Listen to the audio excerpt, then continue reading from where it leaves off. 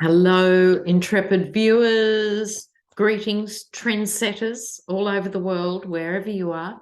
Thanks for tuning in. And something to celebrate. This morning, waking up, there's talk by New York judicial officials how to potentially manage the Perp walk by the Yeti. This is promising. So the last of his lawyers, God knows, where he got his law license. Anyway, he is saying that the Yeti will surrender, etc., etc. Not that you can believe any of them, but let's hope it's got to that stage, whether it's Stormy Daniels or with the Alvin Bragg stuff, all of it. Could it be a real live indictment? So let's just kick off with that and savour the moment before we charge in. We've got to be a bit guarded with our emotions because it's been such a long time in the making. So let's just look at the New York indictment. Oops, just bad shuffling. And what's that going to look like?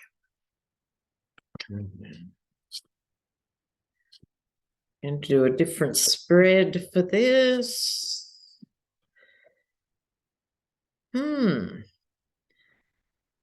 Well, food for thought here. The Two of Wands strategizing. I'll break it down, and then 1, 2, 3 of the big guns. So the Two of Wands making a plan.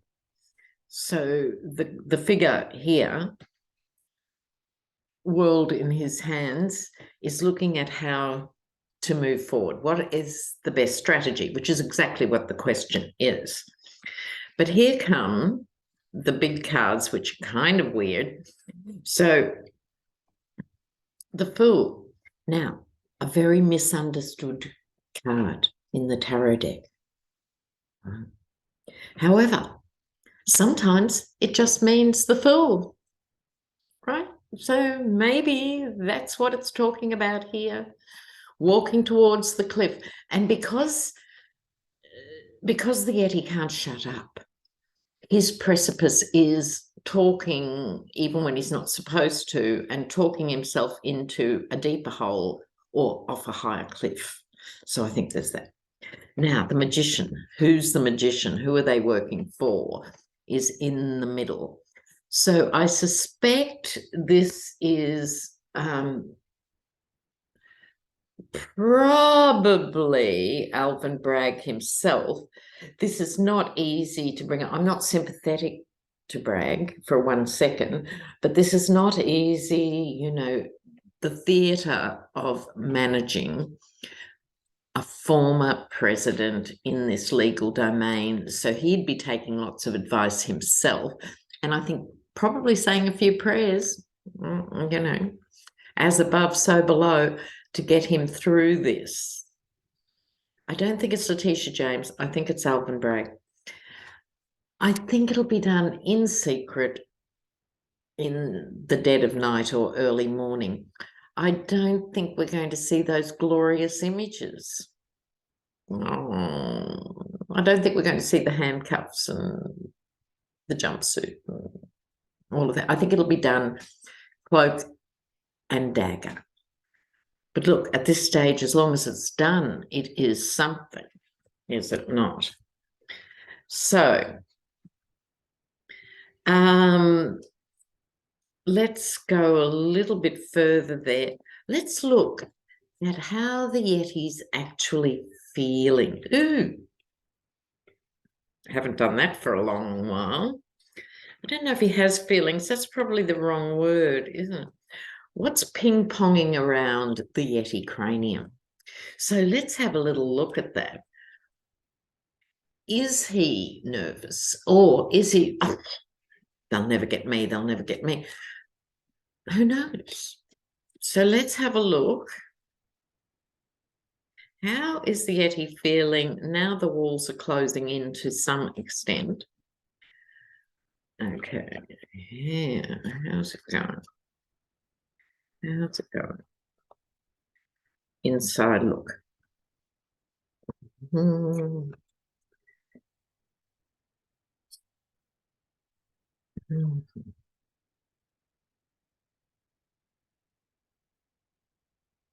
All right. Now with these two, remember we just had the Two of Wands, the guy strategizing, looking over the water. It's very similar to the Three of Wands. They're related. And this is seeing the ships come in. I think this is like probably 3 court cases, and there'd be no shortage. It could be 303 court cases coming towards him that he can't actually stop, because his hopes and fears are that he can find a pathway round them, through them, which he's always managed to do until now, thanks to Roy Cohn, thanks to an endless array of attorneys who are prepared to prostitute themselves, or maybe I meant to say prostate themselves. Prostate. Let's play with all the postate words. Just basically selling themselves out to the devil. He's so used to that, he hasn't ever seen another reaction to it. So I don't think he even realizes. This is the moon card here. I don't think he even realizes how serious it is. He doesn't get it. Like, all jokes aside, this is not a smart man. And whoever, was it Michael Cohn who said, whoever was last in his ear owns the brain? And it's like that. Whoever yabbers in his ear 5 minutes ago, that's his point of view for now. And so he really doesn't understand this. And the other thing is, with the moon card, it can be subterfuge and other things, but it can also be mental health. He is under some sort of stress belatedly, but his reaction, we're looking at how he will handle it, is to keep going out swinging, because that's all he's got, is to keep attacking. You know, it's the schoolyard bully, you know, in action. That's all he's ever had. Now, the energy over the issue, meaning his multiple legal issues in New York as we speak, a compromise will be reached, which could be what that previous spread was about, you know, that they do it in the dead of night or whatever, or he volunteers to surrender and just walk in. There's a compromise being worked on. Strength. Now, he gets the strength card because, if nothing else, he has a bullish sort of physicality. Stubbornness is its own reward. So I don't think he's a quivering mess. I think he is quite deluded, but he has habitually this reflex, this animal strength to draw on. This is normally a lovely card. I think this is a different version of that energy. Just go out and fight, you know. But let's hope this is Letitia James taming the lion. Wouldn't that be good? Okay, so that's the Yeti. He's too stupid to even be worried how he should be worried. He's inconvenienced. He's a bit twitchy. He is a bit nervous, but not deep. He's not getting the losing sleep cards or anything like that. He doesn't sleep anyway, so he's not going to lose any sleep. Oh, God. Okay, that's enough of him. Now,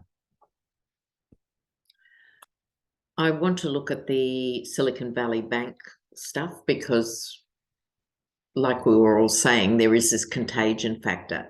It's had huge repercussions, not huge, but significant repercussions in the UK and other places.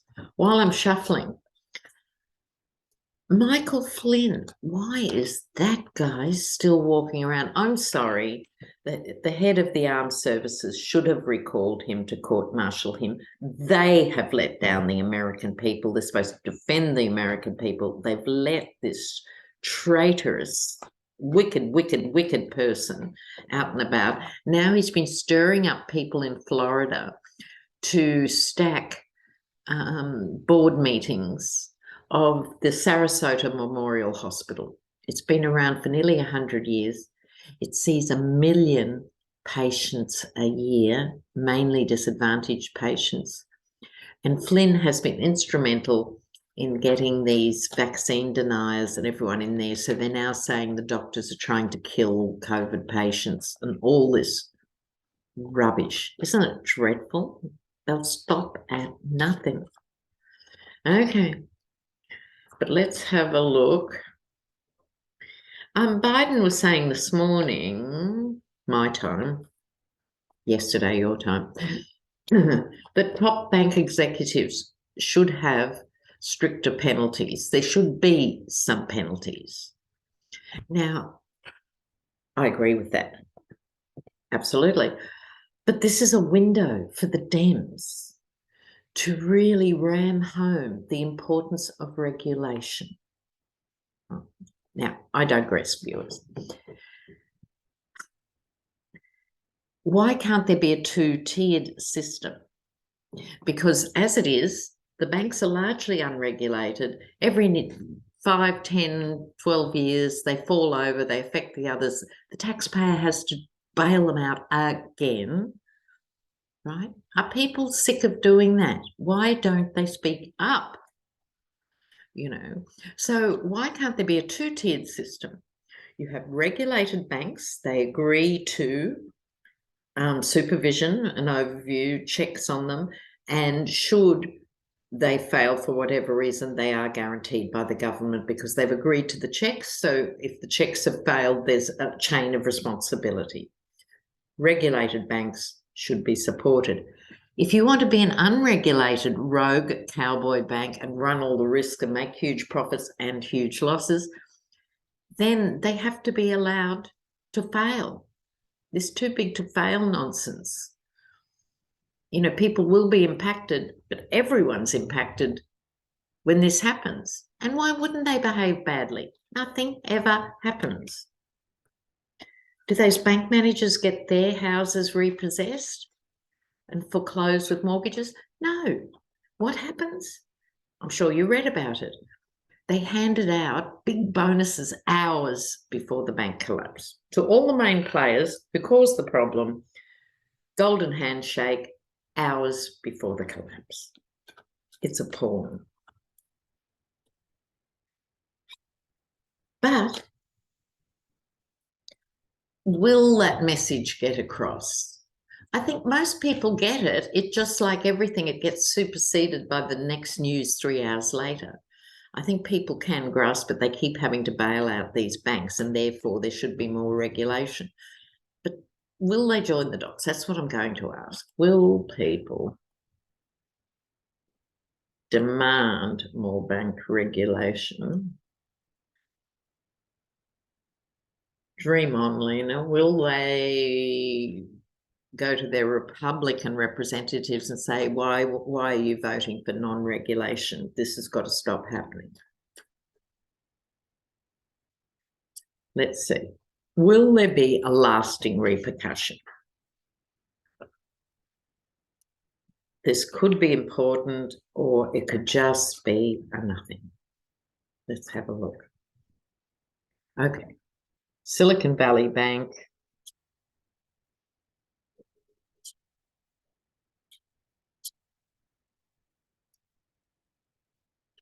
Oh, well, that'd be good if it's the case.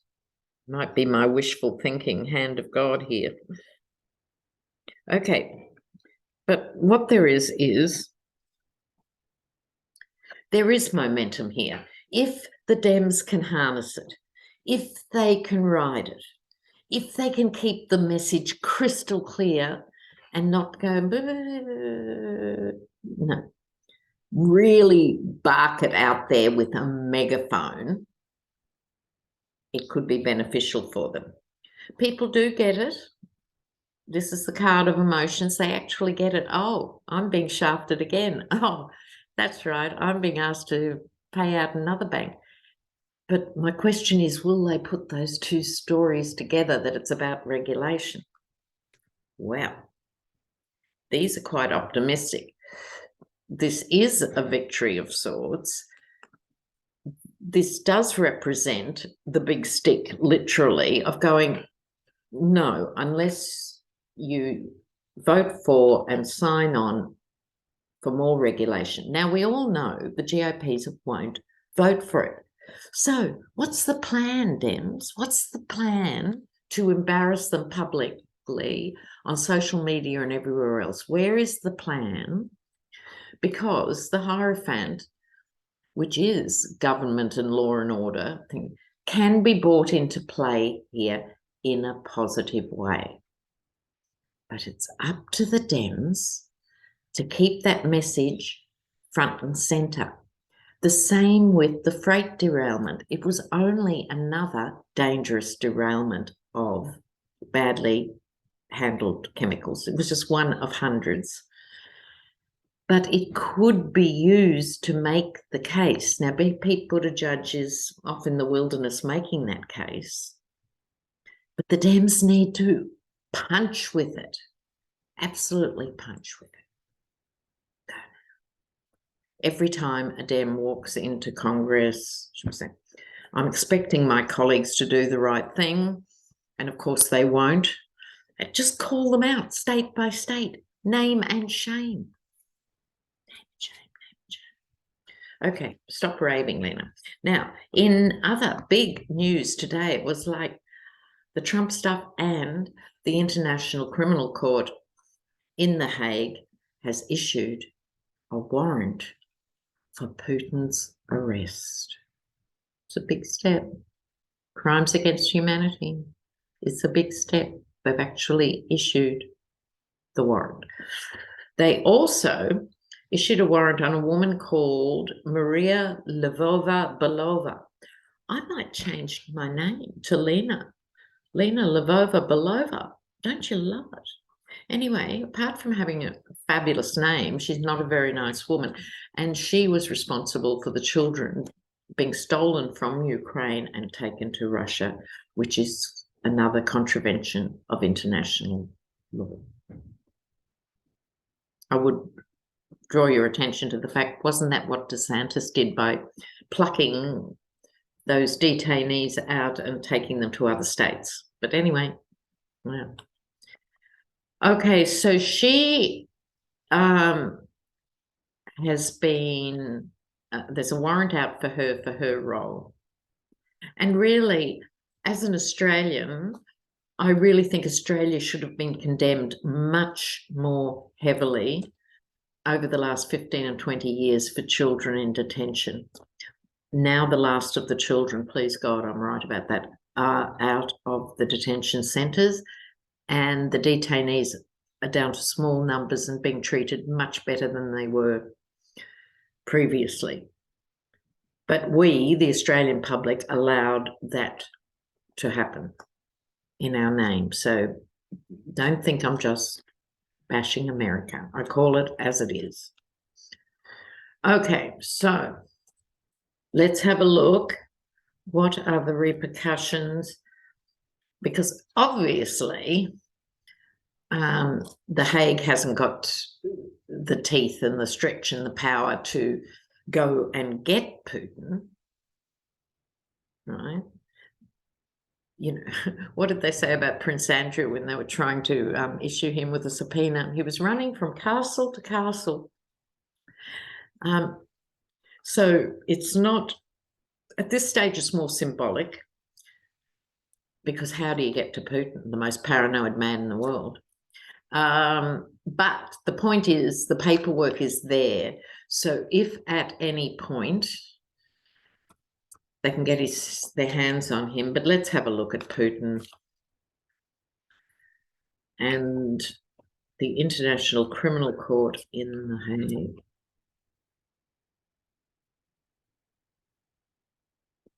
Let's have a look.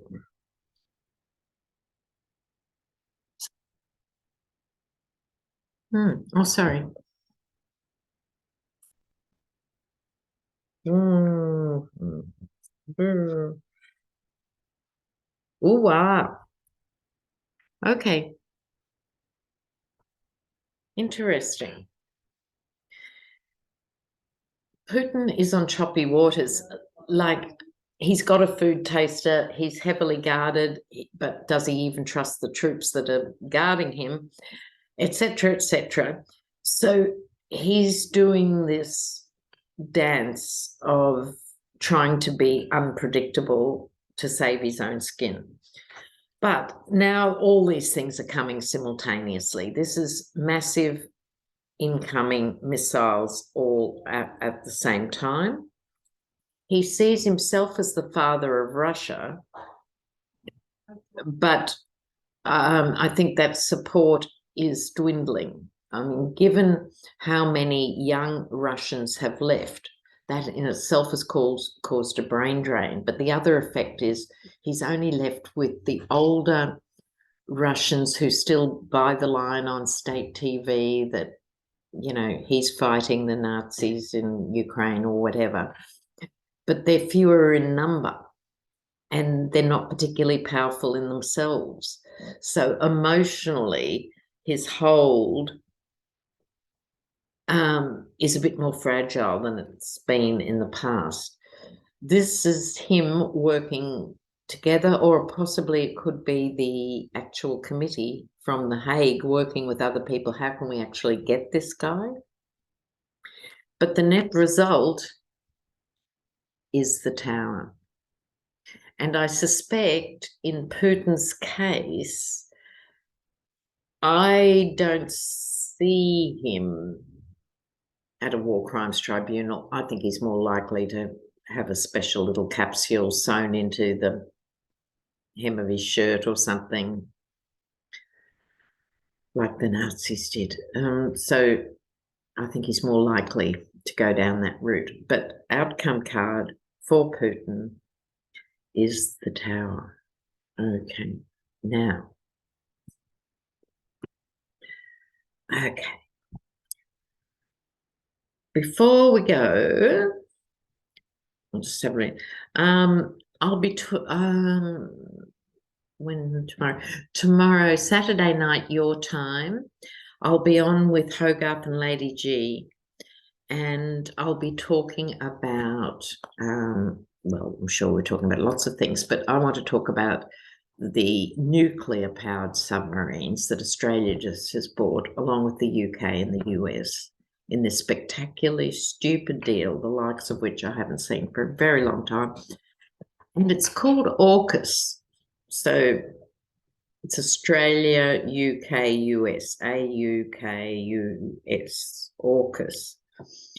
And this is that deal that really got up France's nose, because we were going to buy these submarines, which we don't need and can't afford and won't do the job, those submarines, from the French. And then because of the Brexit debacle, we had to be seen to be doing something to support the UK.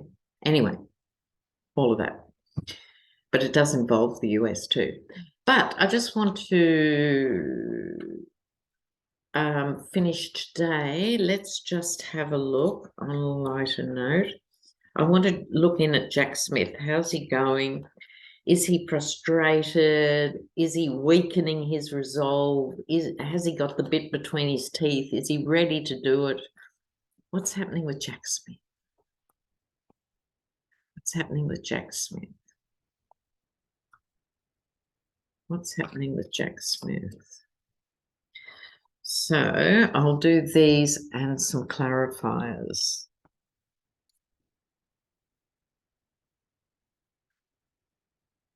Oh, he's having a bit of a problem here. Oh, God.